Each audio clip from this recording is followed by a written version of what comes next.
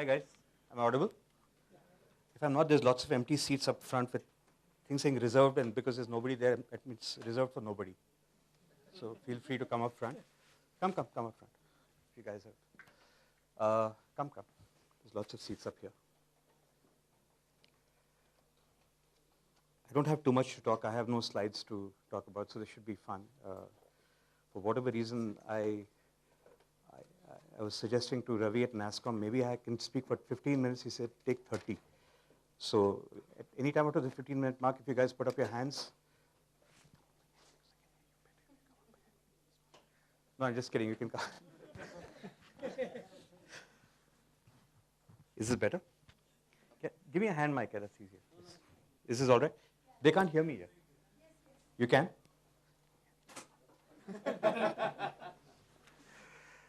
All right. So I've come here with a slightly contentious proposition, which is going to piss off half of you and make the rest of you very angry.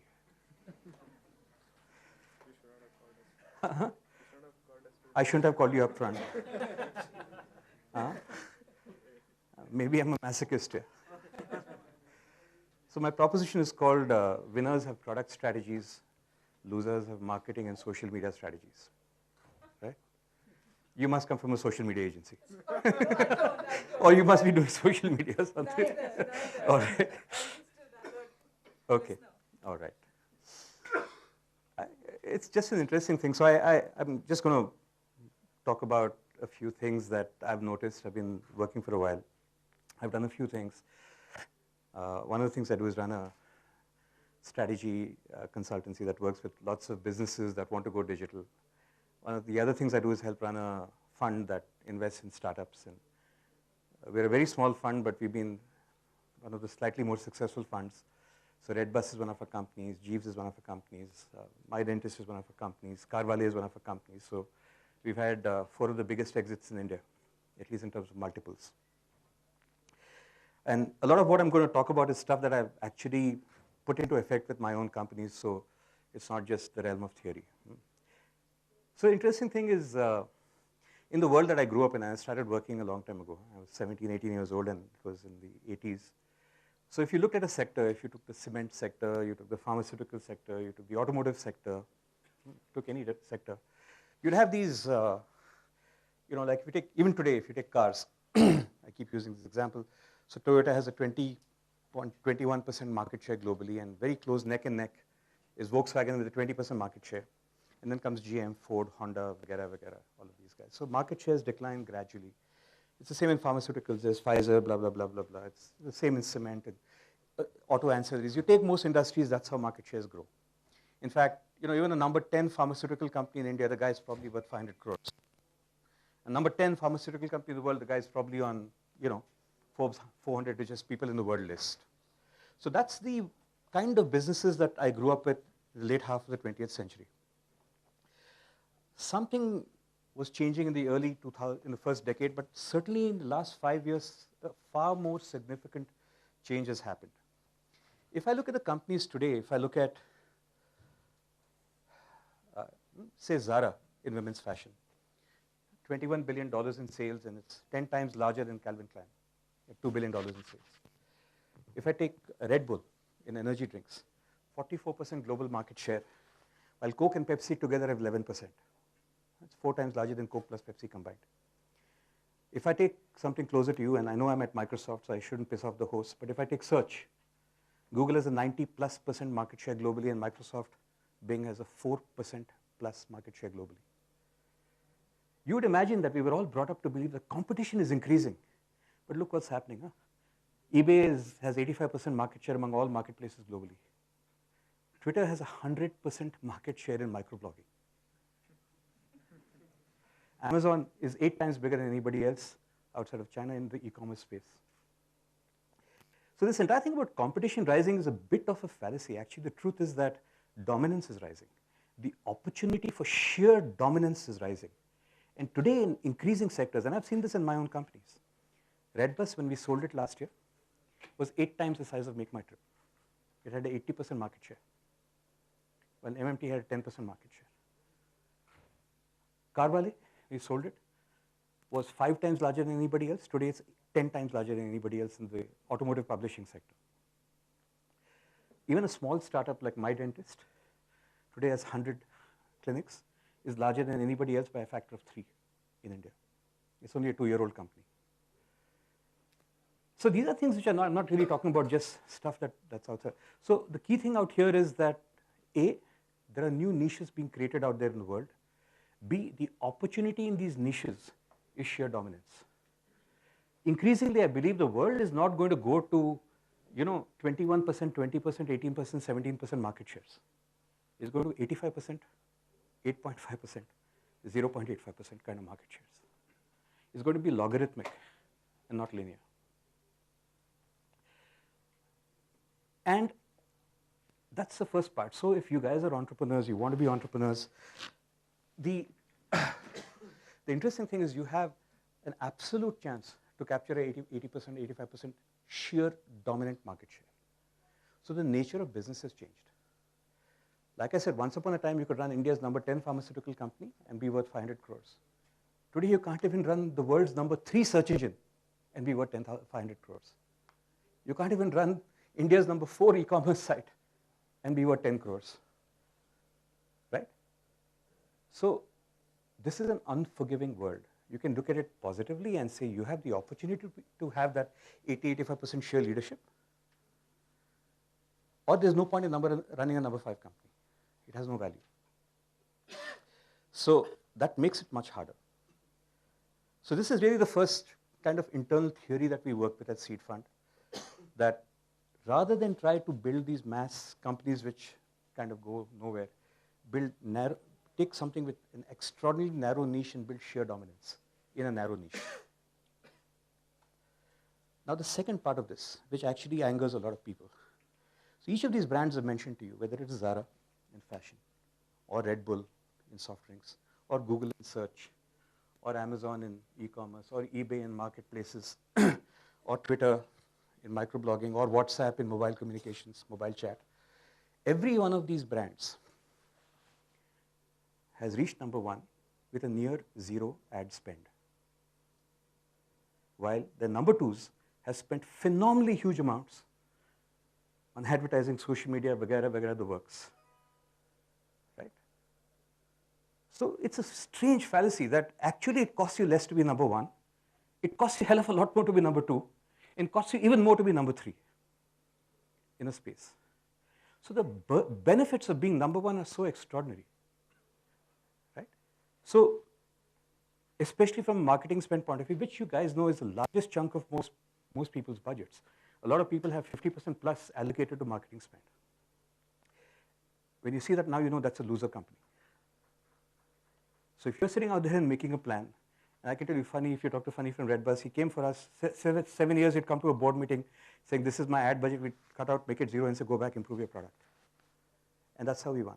Which brings me to my third point, which is each of these companies have won by creating some offering, whether it's a product offering, a service offering, an environmental offering, some offering that has generated extraordinary consumer delight and extraordinary remarkworthiness.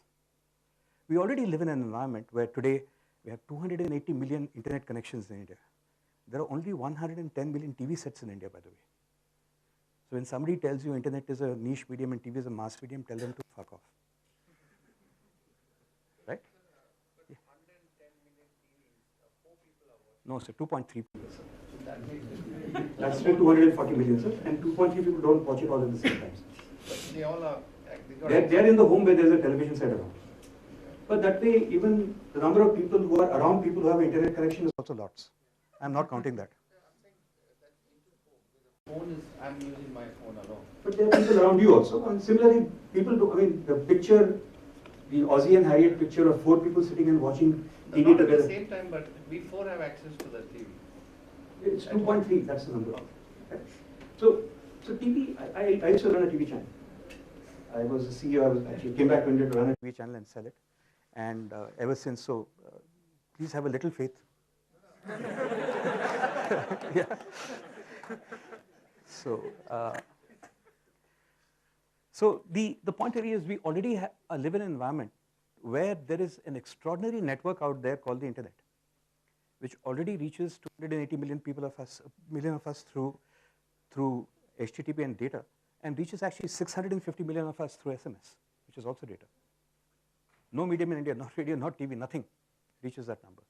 Around the world, that's 3 billion. So what I'm saying is the network exists. Can you or your startup or your offering create that remarkworthiness or that noise that propagates and spreads and radiates itself through the network? Because that is free. The network exists.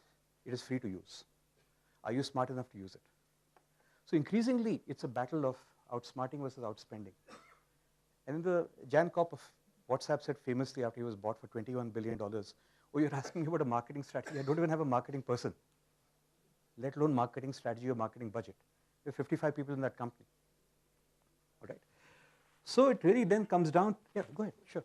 All the examples that you're giving and the disproportionate benefits of being number one, the examples are mostly B2C. We'll do this in B2B. Let's take Salesforce.com. Okay. Right? Extraordinary disproportionate absolute leadership in that space. Right? Talk about Amazon's hosting in the in the web space. Amazon Web Services. Extraordinarily disproportionate leadership. Right? Talk about Android taking over among phone operators and phone manufacturers around the world. Extraordinarily disproportionate leadership. It's there in every case. You never saw an ad for Amazon Web Services. You never saw an ad for Salesforce. And you never saw an ad for Android aimed at telecom, at phone unit manufacturers. So I understand this is a B2B audience, but generally, pretty much, in fact, it's even easier to propagate through B2B in the B2B segment because everybody is already connected on the net. It might be harder for me to get to a farmer, but if to get to a CIO or a CTO is much easier because he's already far more connected. The question is, do you have a remark-worthy message enough or a remark-worthy offering enough that gets into that CIO, CTO's head and makes him say, I want to use that. So if I take these three and say, okay, what's the next step? The next step is really, what is it you're doing in your product that you can engineer to create that extraordinary delight, that extraordinary remark-worthiness? And there's 2 or 3 ways. One, if you really don't have anything in your product, then my first recommendation, I do this with all my investee companies, is go back and figure out what you can engineer that's remark-worthy. Right? Because there is, in the long term, no substitute for that. In the long term, there is no substitute to having a product that is being talked about. There's a network that exists free of cost to talk about it. Essentially what I'm saying is marketing is a product function.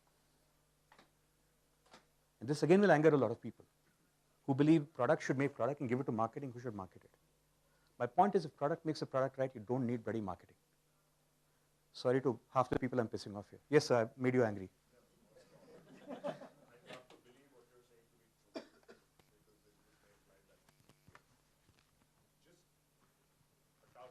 Sure, sir. That is that your product can create stories that people like to talk. How safe is it to assume that they will get told and retold on their own? So I'll talk about that, right? So one point of it, Small point sure, I want to add. sure. I think there is this part of marketing and sales which has to be done to make it remarkable. Okay, which is not sales actually, but a lot of marketing, which is actually I agree with you that it's part of the product strategy and the product management strategy, which is actually more of marketing in the real definition of marketing, of really understanding what you are really trying to That's solve. what I'm coming to. I'm not saying marketing is a redundant function. I'm saying marketing as we know it currently is increasingly redundant. Currently marketing, and I come from what I spent 20 of my years in advertising with Ogilvy, Gray and others, where our entire business wasn't making a client spend more because we were agencies, we were agents, so we got paid a percentage of the media spend. So our economic interest was in conning the client to spend as much money as possible. Right? So you know very clearly that no startup should touch an agency as a result. Only the losers should. Right? The losers who get big funding should.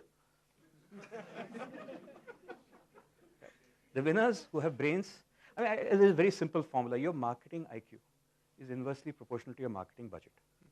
Now take your pick, guys. Where do you want to be? Right? So a lot of it now comes, as you said, into the idea of, okay, fine. First of all, nothing out here is guaranteed. I'm not saying this is a necessary condition. I'm not saying it's a sufficient condition. It's a necessary condition. It's not sufficient enough to have just a remark-worthy product, because quite a few remark-worthy products. I mean, Akanksha talked earlier, because one of my favorite examples is Nano, a car I love. I bought in spite of everything the marketing department did at Tata's. Right? I truly believe if they never advertised the car, they just put it up, it would sell 10 times as much. I truly believe so. But very, very few remarkable products we've made in India. That is one of them. Right? And, sorry, I'm not sure this is what. And I do believe that there is a way to position that product which is outside of poor man's car or this and that. It's just, basically, you just say it's an extra. I mean, Android isn't saying it's the poor man's Samsung Galaxy S5. Android 1 isn't saying that, thankfully, which is why it's selling, right? So I think there's, you've got to really first make this remark-worthy product, and that remark-worthy product is not a technological feat. It's a feat of understanding insight, getting into your users' minds and figuring out what they want. They will never tell you what they want. I'm very much with Steve Jobs on this. Market research won't tell you a damn thing because users don't know what they want. Users can at best tell you where they are. It is your vision that has to transport them to where you want them to be. Do not expect users to tell you where to go. Users don't know where to go. If that was true, then some computer can design products, because all it has to do is constant market survey and say, what do you want, I'll build it. As opposed to saying, I know here, deep, what you want, because you can't verbalize it. I know where you are. It's my job to understand this insight, put these three skeins in a thread together, and then take it somewhere else. Yeah. You had a question? Yeah, so I just wanted to add this extra element. I know you mentioned about spending time on your product, and if your product is that done, you automatically. I didn't say automatically, I'm saying that's necessary but not sufficient. Right. You can use the internet and get out there when it's an existing, you don't have to spend budgets on this. Do you also think that sometimes advertisements or say marketing campaigns make your trailer look so good that it gets people's expectations so high that the movie just lets them down? That's actually exactly what happens in Bollywood. Right? That's exactly what happens in Bollywood. Yeah. So people spend a lot of money in the trailer, and in fact they said, boss, they want to go and push the product on distributors' throats. So distributors tell the metric, they have trailer for 1 million views. So what did they go? They go buy 1 million views on YouTube and say 1 million views. Not knowing it came from Turkey and Zimbabwe, from somebody pressing the reload button or whatever it is, right? And finally, in the end, even distributors today say, yeah, don't show me a trailer with 1 million views because I know it's a flop movie. Just yesterday I was in this conversation with a client where, again, it's a Bangalore client, so I don't know. Yeah? So where the entire point of the conversation was, we want this to really have the potential to spread by word of mouth. And we said, so we want to use actually people from a very disadvantaged part of society. And she said, no, I want to use modern young boys and girls. I said, okay. So let's then take that 4 lakh media budget and give me 10 crores, I'll do it. Ayyo, what are you saying? I said, if you make it boring, it will cost more. If you make it interesting, it will cost less. So this is a dharam sankat. For a lot of marketing people, they judge their own self-worth by how much budget they have. Somebody who controls a 20 crore budget says, my God, he has a 100 crore budget, he's a big man. What you should think is, he has a 100 crore budget, he has 1/5 my IQ. Right?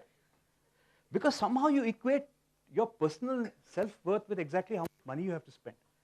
You should equate your self-worth with how much money you earn, not how much money you spend. You should equate your self-worth with output and not with input. So when you take this together and you come out and say, okay, fine, there's no guarantee you'll get it right the first place. Like I said, it's necessary but not sufficient. You may get it on second, third, fourth process. At that point, there is some element of luck, because obviously there's no science out here. But you need to then figure out, okay, it's almost like, when you go to a bowling alley, there are 10 pins. There's 1, then 2, then there's 3, then there's 4. What is the first pin you knock down? That first pin you've got to figure out is probably who are the people who are most influential who can talk about this. Can I get a Ramesh Srivastava to talk about it if it's a funny product? can I get Mahesh to talk about it if it's Flipkart? I'm just kidding. Or, and so on and so forth. How do you get these people to talk about it? Because you guys know, I mean, once upon a time you believed in reviews in Times of India about movies, to use as an analogy. Till you figured out one day the same movie, the same review got 3 stars, 4 stars in Bombay and 1 star in Bangalore. And Times of India explanation was they paid us in Bombay, they didn't pay us for Bangalore. So today you know that when you read a Times of India movie, a review of a movie, it's shit anyway. You pick up the phone and you go on Facebook and say, what are my friends liking? So media has successfully committed harakiri on the matter of credibility. You don't have to do anything, it's already done.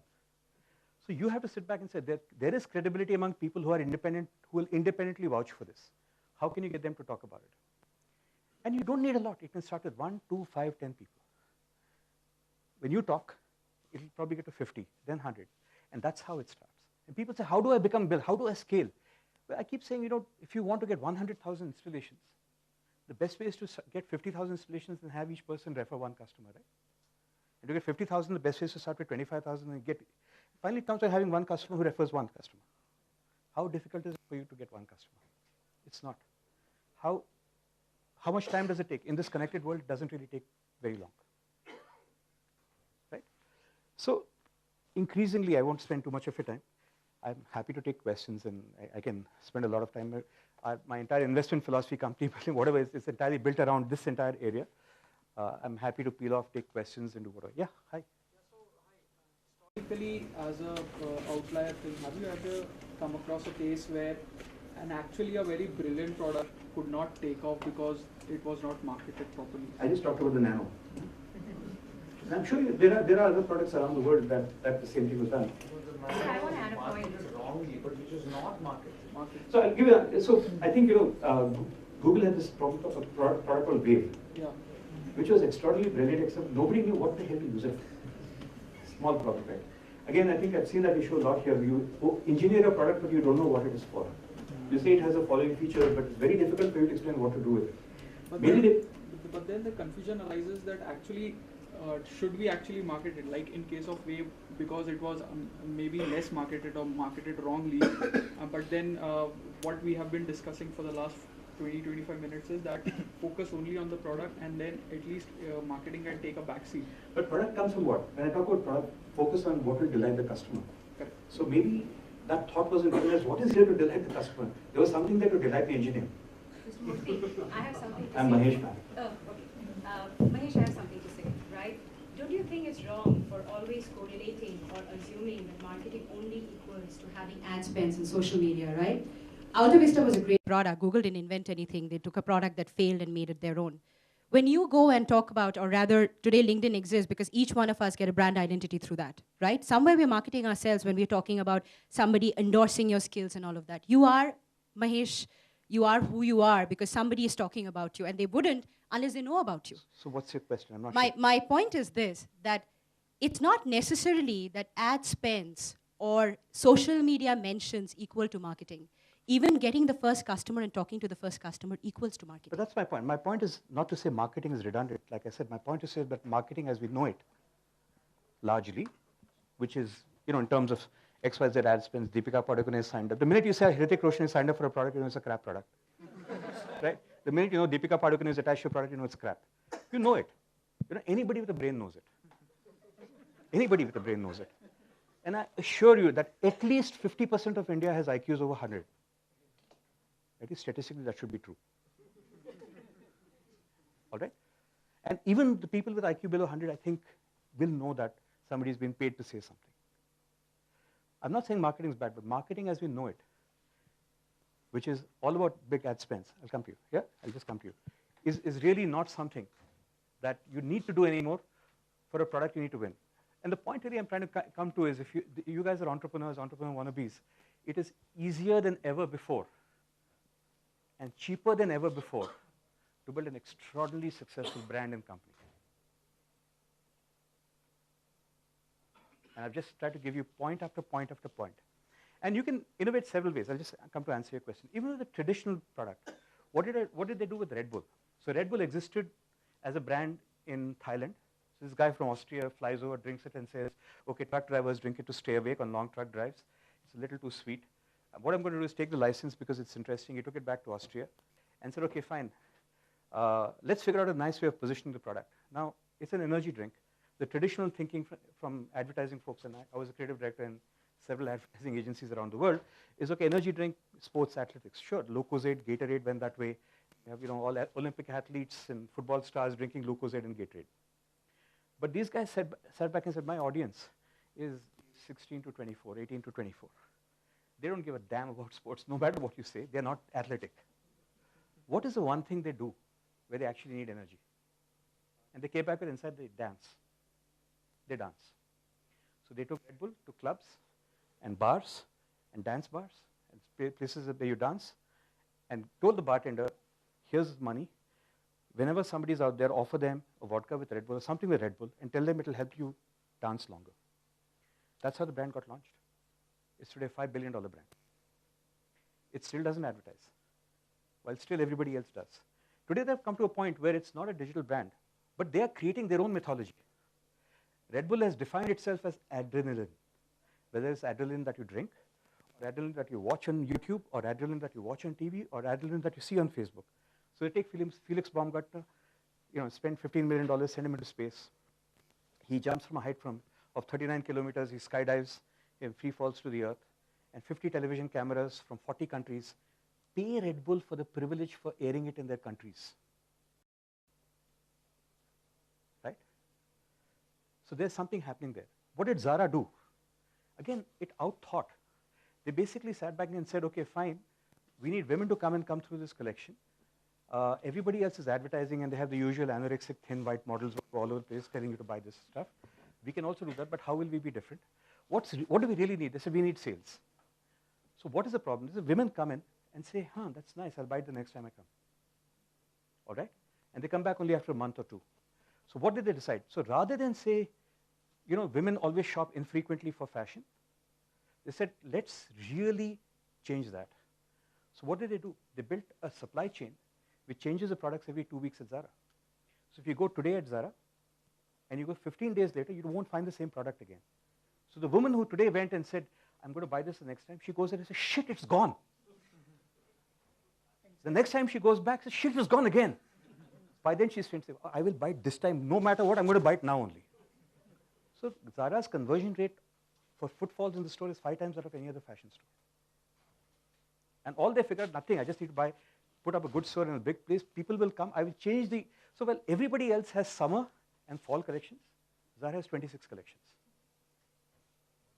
And it has trained women. You will bloody well buy now or you will regret it for the rest of your life.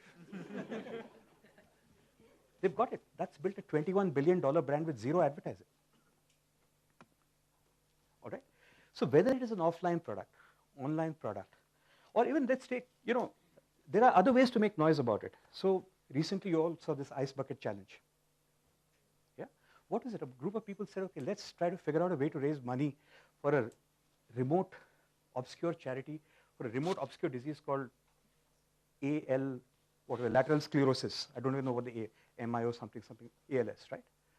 And they said, okay, basically it gives you pins and needles, so let's figure out how to get people to take this example of getting pins and needles, so dunk a bottle of ice on yourself and get somebody else on. And that, in 1 month, raised $75 million for the charity, more than it had ever raised in any period in history, at a zero cost. Zero. Now, the point is not to say that all of us can succeed all the time. But the same thing, you all know that, but there's something that you can learn from the success of a Google, the success of a Facebook. And all I'm trying to do is put the marketing slice on it and say there's something worth learning out here. It doesn't take a lot of ad dollars. It's always better to outsmart than to outspend. It's easy. You don't require an act of genius. You just need to figure out that I'm here, I can break the rules. Take a question, sir. Among all of the examples of the dominant market leaders that you spoke about, especially in the online world, were there any common factors among them that made them, were there any features that they built that made them more viral as such? Did they build in those features? So here's the was it just a delightful product? So here's the interesting thing. They all had less features than the competition. It's really interesting, right? And for the weirdest of reasons. So WhatsApp said, I'm only here to solve one problem. No, feature that made it more viral? I'm coming to answer. I'm answering your question, right? So WhatsApp said, I'm only going to solve one problem, which is the unreliability of text messaging. I'm going to build a reliable data-based text messaging. That's all. Well, WeChat came and said, we'll do the tablet, we'll do the Windows, we'll do the Apple, we'll do the Android, we'll do the blah, blah, blah, we'll do every damn platform, we'll do voice, we'll do audio, we'll do video, we'll do file transfer, every damn thing. The WeChat was designed by Bangalore Engineering, I'm sure. Here's one thing, I'll do 40 features. And always one feature will be 40 features. You know with Google, right? Google didn't just take overtures to analytics. It didn't take overtures, basically ad-placing technology, but it improved it vastly by taking out the ads from the results and making sure that the results were ranked based on page rank, based on Larry Page's backup algorithm, which are far more delightful to users. It didn't have to be invented on the cuff. It was certain. They took something, borrowed, they paid $200 million in terms of IP, bought the IP legally, improved it to a point where overture doesn't exist anymore. Again, people talk about Google. They say the sheer genius of the fact that earlier Google page only had one search box and nothing else, while Yahoo was a search engine with lots of links. I know I worked on Yahoo in the US, and so on and so forth. And so was Alta Vista. Now you can call that genius, but the reason why Google had only one text box, you guys know? No links. You guys know why Google had only one text box? No, they couldn't code. They didn't know HTML. Larry and Saga didn't know HTML. They said, that's all we know. We don't know how to build anything else. So they put it up. Serendipity. Right? Sometimes you can get lucky. But you will find that in each of these features, there is one thing, either by accident or by design, that extraordinarily delighted users. Users just simply love the sheer simplicity of Google and the fact that it gave them better answers. Users simply loved the sheer simplicity of WhatsApp. They think that one thing extraordinarily well, which is connected with the groups that you want. Right? Because then it's a great package. I mean, let's say you and I, what's your name, sir? Ashish. Ashish, you and I are from the same college. We create our own alumni group. We strong arm 50 of our friends to get onto the group. Boom, that's it. WhatsApp has 50 more users. Okay? So it's just single-minded focus on one thing that gives delight, as opposed to a bucket list of features. I have a very basic question. Sure. See, you quoted so many companies, right? And they would have gone over you quoted so many companies, and obviously they would have gone over a growing period. Why is it that these companies didn't market when every one of their competitors did? I mean, let us say that we didn't get this Gyan today, right? And let's say Facebook also, I mean, any of these platforms didn't get it. Why is it that they didn't market actually? They never felt that they had the need to, yeah? Like, Google figured a way to win. The thing with WhatsApp is, it's not necessarily an overnight success. They have struggled for like Nothing is an so overnight many odd years. but I'm not If suggesting he anything was is- an entrepreneur who wanted to do everything under the sun, then probably, I think marketing would have gone through his mind, right? Because if it's not, if it's working and if it's viral, it's all fine. So again, this is stuff that I've learned in retrospect. Yeah. I've been now, whatever market, I'm just reconstructing why they didn't do it. I have no idea, right? Maybe it was for Jan Koop, he didn't have any money to start with. WhatsApp was not funded for the longest time. Exactly. Right? They didn't have money, so they didn't bother. With somebody like a Google, they figured that Is it not just marketing. luck and that it's taught us something over the I'm just looking back in retrospect, right?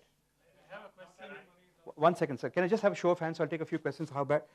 I think So 1 second. I think he wants Oh, to yeah, answer it. yeah. How do you? 1 second, hold on. Just have a show of hands, so I'll just give some numbers. 1, 2, 3, 4, 5, 6. I'll take these 6 and we'll just close it, yeah? Yeah, sure. Do you have tips on how we can spot a niche as an entrepreneur? How do I target a niche? Okay, it's a hard one. It's off topic, but I'm happy. Again, that's a topic for another talk. I don't know, in a lot of my, for a delivery charge 6, 8 years ago, and everybody paid it. And that's all that happened. So he figured it out from personal experience. I think why we have so many young internet billionaires is simply because they're all 19, 20-year-olds with 8 years of experience. They started at age 12 or 16 or 18 or 20.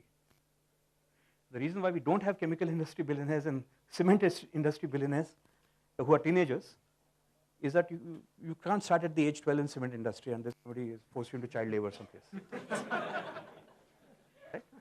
So I would imagine that it's as random and serendipitous. So you can either go on a hunt, say, I broadly like this area.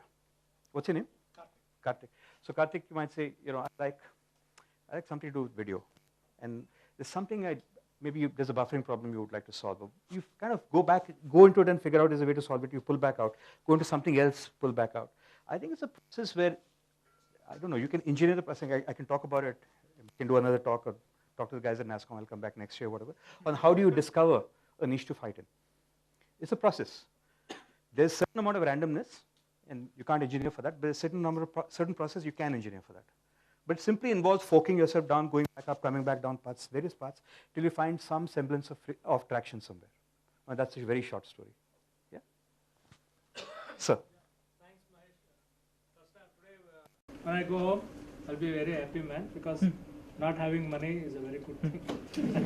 I can't even ask you for a check for that. Tell me. That's all. Oh, that's all, okay. Sir? Yeah, so just an add-on to the point he had raised. I think, I'm just guessing here, I think fundamentally when you make a product, you have a customer experience. It's either a 3 or less on 5 or a 5 on 5. If it's a 5 on 5, the subsequent acquisition will happen so rapidly even before you can sit down and figure out you want a marketing strategy or you want to spend and so on and so forth. If it's a 3 on 5, you'll do 2 things. Either you'll start raising money and start spending on marketing trying to sell a 3 product. Or else you'll make it Or you will go back and say something's wrong with 3 and you will keep making it.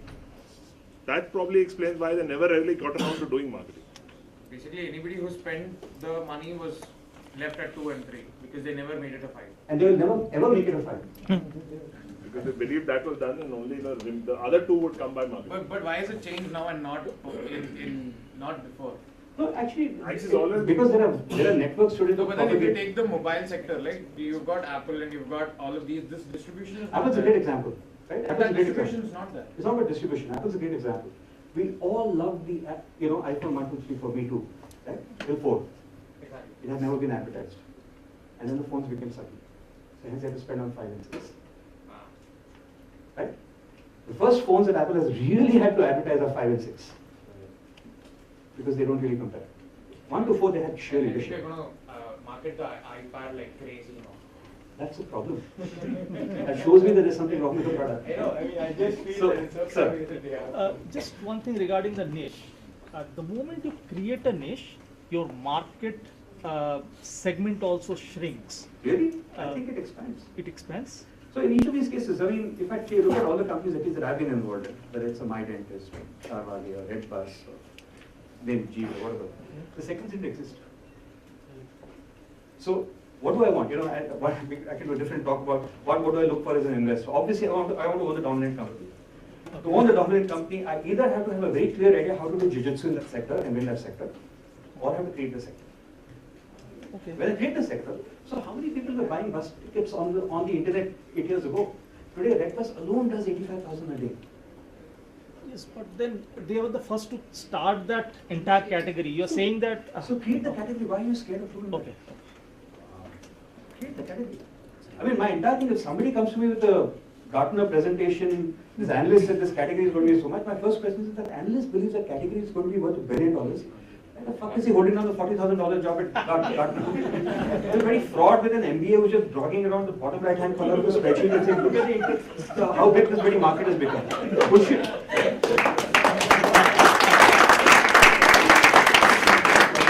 Are you from Gartner? That's bullshit. So if somebody comes to me, somebody's already taped out a market, is bullshit. You can't predict the future. I mean, please accept, you can't predict the future. You create it. The best you can do is create it. Or, modify it in some way. Sir. Actually, my question is that is there or is there not a conflict between the true value that you say that you have to give the customer versus the fast returns you are supposed to give to investors? Is there a conflict? There is a conflict. And again, are we not creating a false kind of absolutely. entrepreneurship? Without a doubt. Without a I doubt. want you to talk about that. So I'm in a shitty business called venture capital. Right? And the reason it's shitty is that we imported this US model called 8+2.